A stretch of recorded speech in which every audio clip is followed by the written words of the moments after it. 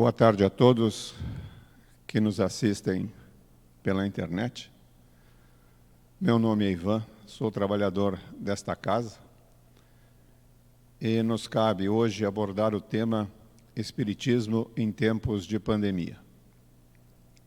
Nossa bibliografia é o Livro dos Espíritos e o Evangelho segundo o Espiritismo.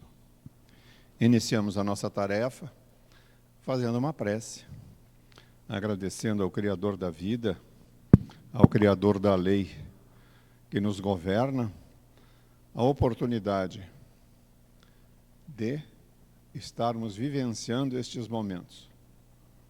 Alguns com dor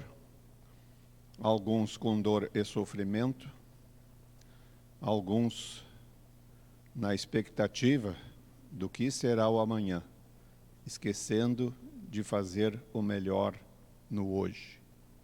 Agradecemos a Jesus pelo ensinamento e pelo exemplo. Agradecemos ao Dr. Bezerra de Menezes por nos acolher nesta casa e nos permitir estes momentos de reflexão sobre a vida. Permaneçamos todos em paz, que assim seja. Espiritismo é isso, Espiritismo é vida. Lembrando que vida ocorre para nós, espíritos encarnados, entre a sístole e a diástole, que é os movimentos do nosso coração. Ali, enquanto isto funciona, temos condições de manter o nosso espírito ligado ao corpo físico. Esta é uma lei natural. É a lei natural para o estágio de vida, o estágio de evolução em que nos encontramos. O ensinamento de Kardec, colocado lá no túmulo onde repousa os restos do corpo físico, diz assim: nascer, morrer, renascer, evoluir sempre. Tal é a lei. E em tempos de pandemia, encarar esta lei é duro. É difícil. E, embora as autoridades públicas defendam-se prescrevendo esse ou aquele comportamento, a rigor, o gerente por excelência da nossa saúde somos nós. Os nossos hábitos de alimentação, os nossos hábitos de ingestão de alimentos e líquidos, os nossos abusos, os abusos que cometemos, as ausências nas nossas dietas de vitaminas, proteínas e sais minerais que o corpo necessita para se manter saudável, a vida sedentária, o desaprender do mecanismo de respirar. Lembremos que logo que nascemos, sabemos respirar direitinho, e ninguém nos ensinou. Depois, com o tempo, em função das tensões, das pressões emocionais, psicológicas, nós vamos desaprendendo, a nossa respiração às vezes torna-se muito curta e com isso não ingerimos a quantidade de ar necessária e dessa quantidade de ar insuficiente não se tira o corpo não consegue remover o oxigênio suficiente para funcionar direito e por aí vai. Em termos de pandemia, estamos assim, numa aparente confusão aqui no plano físico, mas na espiritualidade as coisas acontecem diferentes, de forma bem diferente, porque eles estavam preparados para isso que aconteceria aqui. Às vezes, no nosso dia a dia, nós esquecemos que a lei maior nos governa. No plano espiritual não há sobressaltos. Isto acontece aqui por nossa imprevidência, por nossa desídia, pela vontade de fazer outras coisas que nos agradam mais do que aquilo que é necessário. E o Espiritismo, então, nestes momentos, nos socorre com a filosofia, nos apresentando o plano espiritual, o seu funcionamento, as linhas gerais de como este plano espiritual está para nós, espíritos encarnados, e como destino, porque já que nascer, morrer, renascer, evoluir sempre, tal é a lei, para este plano, mais cedo ou mais tarde, nos dirigiremos com aquelas condições que nós conseguimos amealhar aqui, enquanto encarnados. E esta filosofia é uma filosofia consoladora.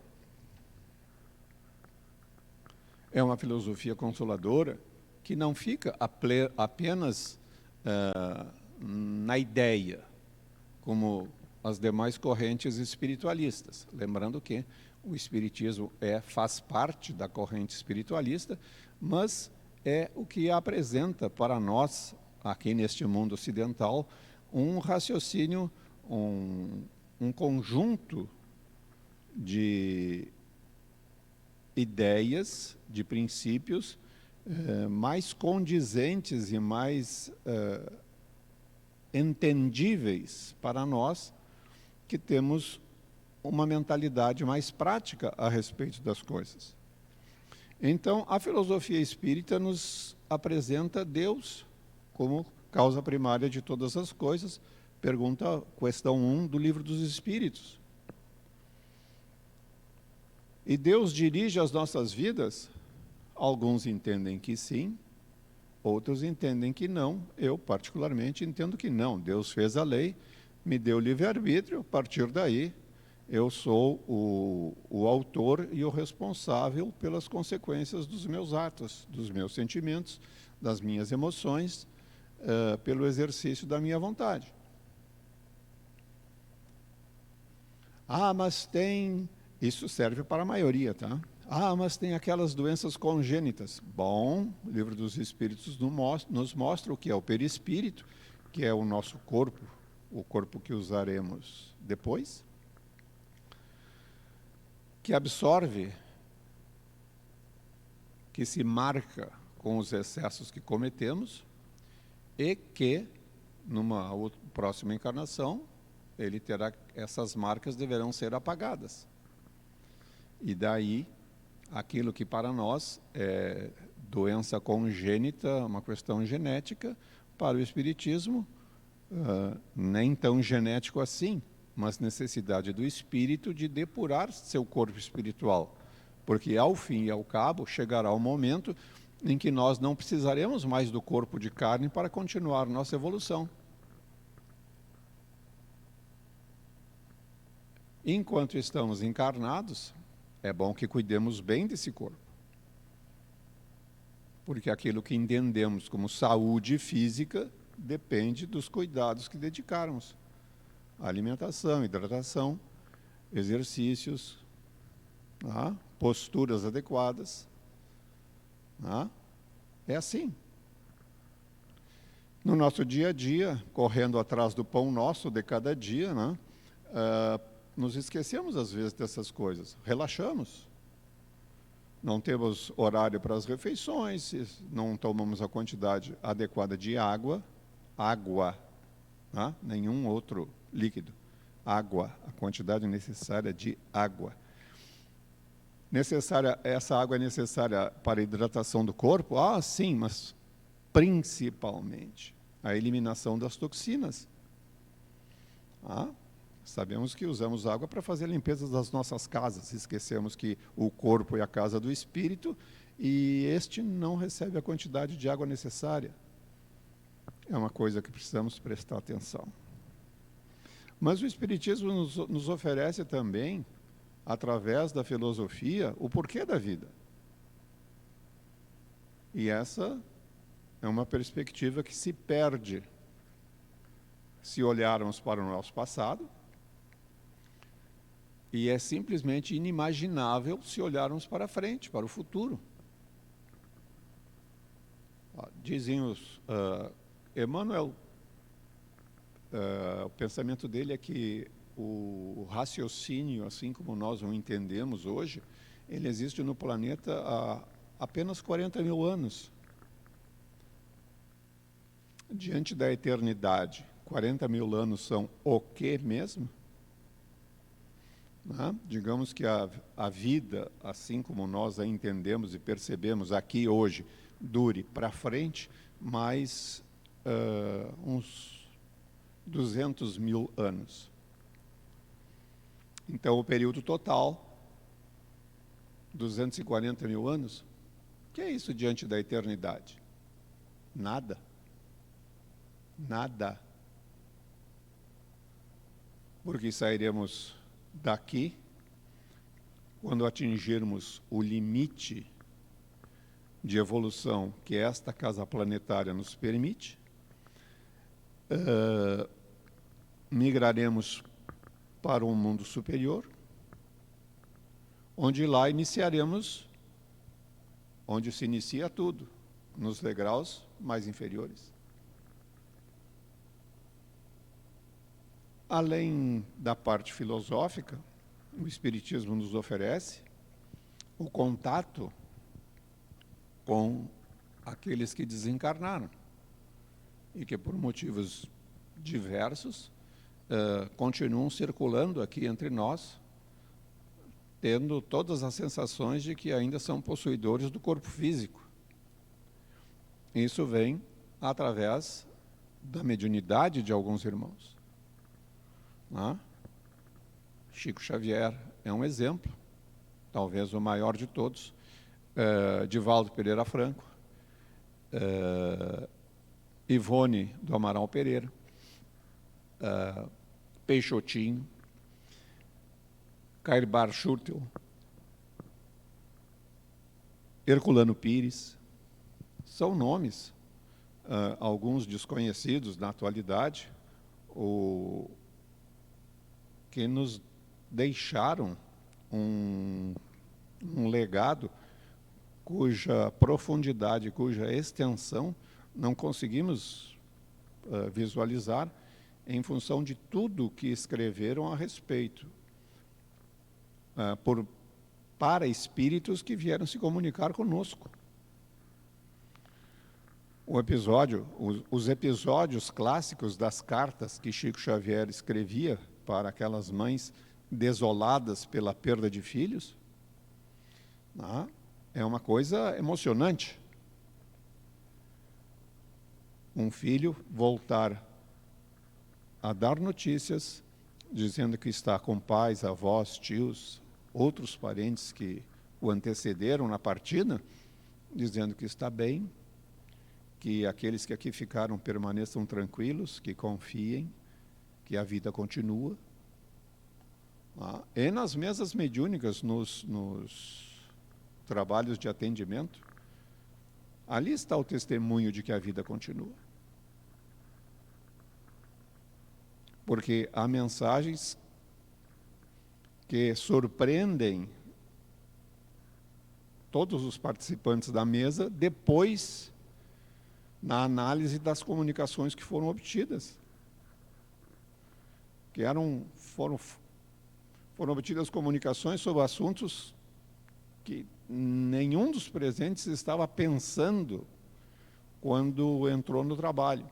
E a mensagem vem para atender a necessidade de alguém, para oferecer um consolo, uma esperança, uma mensagem estimulante, que tenha coragem, que um momento difícil passará.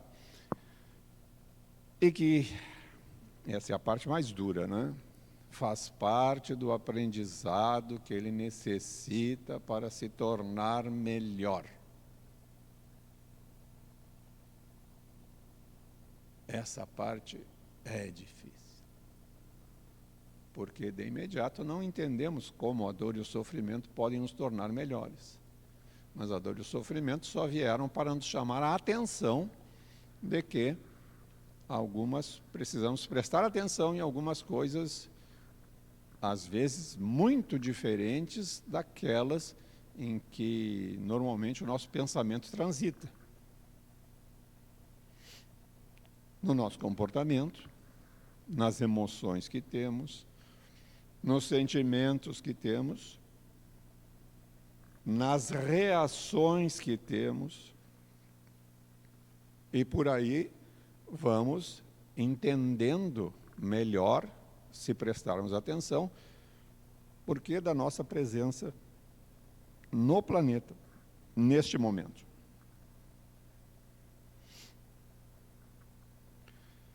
Existe dor durante uma pandemia? Sim, existe. E existe também o sofrimento. A dor é aquele sentimento que nos vem pela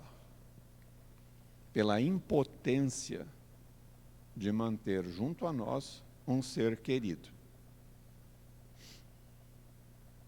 E o sofrimento vem pela angústia de nós não sabermos o que será feito, o que acontecerá com este ser que partiu.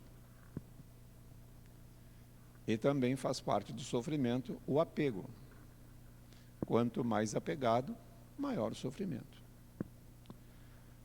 Da dor não podemos nos livrar. Agora, do sofrimento, sim.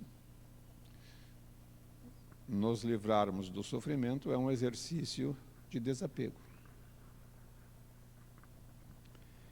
E o Espiritismo nos oferece ainda a moral de Jesus, no que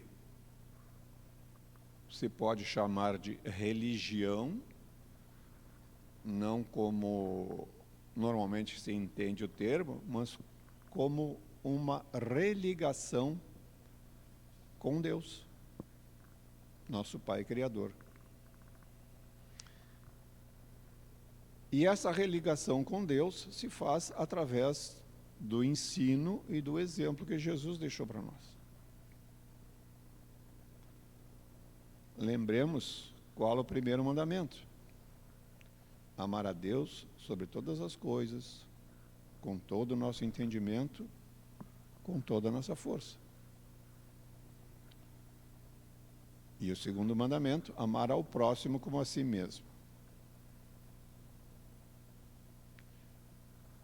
Alguns de nós, em tempos de pandemias, nos surpreendemos porque descobrimos que não amamos a nós mesmos. Bom, aí vai ficar muito difícil amar o próximo. Então, a reflexão, a avaliação de si, a busca de alternativas para se melhorar, faz parte do processo. E não é um processo fácil. Porque aqui também há os apegos. E os apegos aqui são ditados pelo egoísmo, pela vaidade, que é o que normalmente Jesus condenou durante todo o período do seu ministério, da sua pregação. Abandonar futilidades, abandonar prazeres, nos tornarmos menores em termos de consumo supérfluo, considerando que, às vezes, é praticamente impossível para alguns de nós eliminarmos todo o consumo supérfluo. Mas, em síntese, voltarmos à nossa essência. Porque lá no princípio, quando fomos dotados de pensamento contínuo e livre-arbítrio, e a noção de Deus, éramos simples, éramos ignorantes. E entramos na vida física para experimentarmos, fazermos experiências, aprender a escolher entre o bem e o mal. E, antes de escolher entre o bem e o mal, conhecer o que é o bem e conhecer o que é o mal. para depois, ao longo das experiências, nos encaminharmos para o bem ou, lamentavelmente, nos perdermos no caminho do mal. Fez parte do aprendizado. Hoje colhemos as consequências das escolhas que fizemos no passado. E dentro da moral que Jesus nos ensinou, dentro do conjunto de conhecimentos, está lá: há muitas moradas na casa de meu Pai.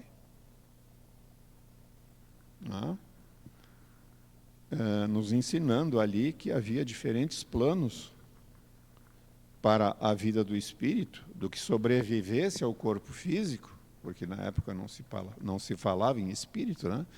Do que sobrevivesse ao corpo físico, tendo lugar de chegada depois da morte, um destino. E tanto foi assim que ele disse: e eu me retiro, vou preparar lugar, e depois que o lugar estiver preparado, eu volto para recolhê-los. Não só disse que havia um lugar, mas que esse lugar precisava ser preparado, e ele o faria, e depois nos recolheria.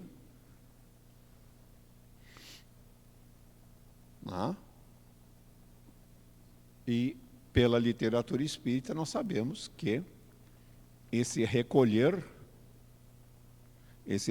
será feito para aqueles que se colocam já na condição de aprendizes de boa vontade dos ensinamentos que ele deixou. E aprendizes, principalmente, da prática que ele exemplificou. Então, estes que se foram têm um lugar para onde ir. Quem sabe mais tarde poderemos nos encontrar com eles, se estivermos em frequências parecidas, muito próximas. Porque mesmo hoje, todos nós encarnados, sabemos que somos diferentes uns dos outros, tá? Às vezes temos problema com o pai, com a mãe, ou com ambos, ou com todo o grupo familiar em que nascemos. Vamos nos encontrar na espiritualidade depois que nos formos? Muito provavelmente não. Porque nossas afinidades são outras. Nossa frequência é outra. Não é? Mas como a perfeição não é deste mundo, conforme o ensinamento de Jesus, dentro da família tem alguns ali com quem a gente simpatiza demais. Gosta mesmo. Bom, com este sim. Grande chance de nos encontrarmos na espiritualidade com estes. Estes fazem parte da nossa família espiritual. E os outros? Pode ser que faça parte também da nossa família espiritual, mas digamos que com esses ainda temos divergências. E essas divergências ainda não conseguimos calar ou dissipar. Então, enquanto isso permanece, mantemos, pelas frequências que produzimos, uma separação para evitar maiores conflitos. Afinal, o objetivo é evoluir. Em síntese, o Espiritismo nos oferece a filosofia, o porquê da vida, por que estamos aqui, para onde vamos. Existe um livro no conjunto de obras que Kardec organizou, chamado O Céu e o Inferno, onde espíritos dão depoimentos sobre a situação em que se encontram no plano espiritual. E a obra é dividida e a parte da comunicação desses espíritos é dividida em 3 grupos: aqueles que se encontram numa situação muito boa, aqueles que estão numa situação mediana e aqueles que atravessam dores e sofrimentos. Mesmo estes que atravessam dores e sofrimentos na espiritualidade, eles identificam o seu comportamento aqui, enquanto encarnados, como a causa de estarem sofrendo ainda depois de desencarnados. Então, para estes nossos amigos, parentes que se foram, nossas preces, pedindo ao Deus Criador que, em primeiro lugar, aceitem a oferta de auxílio que todos nós recebemos no momento do desencarne. Aceitem a oferta do auxílio. Não se prendam a culpas. E agradeçam a Deus pelo período de experiência que estiveram aqui. Isso é o melhor que podemos fazer por eles. E se julgarmos, se avaliarmos que nossa prece não é suficiente, peçamos ao nosso espírito protetor, ao nosso espírito orientador, que leve o nosso pedido às instâncias superiores da espiritualidade, para tentar, assim, sensibilizar aquele nosso irmão, aquele nosso parente que partiu. Essa é a vida no estágio em que nos encontramos. É um momento de convulsão social? Sim, é um momento de convulsão. É uma convulsão mais ou menos pacífica, onde, embora muitos falem em nome da ciência, a rigor, pouco se sabe sobre o porquê das diferentes atuações desse vírus em cada um de nós. Teoricamente, é simples de explicar. Cada um de nós é um indivíduo único. Cada fisiologia é uma fisiologia única.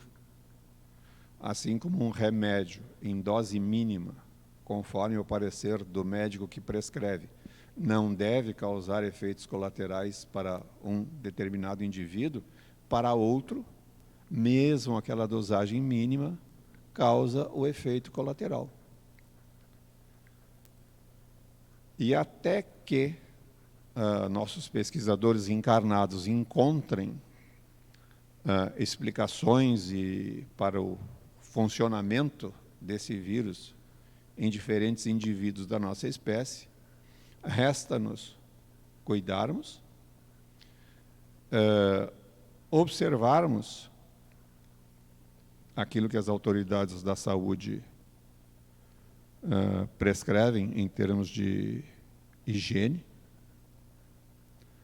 e de uso de máscaras, etc.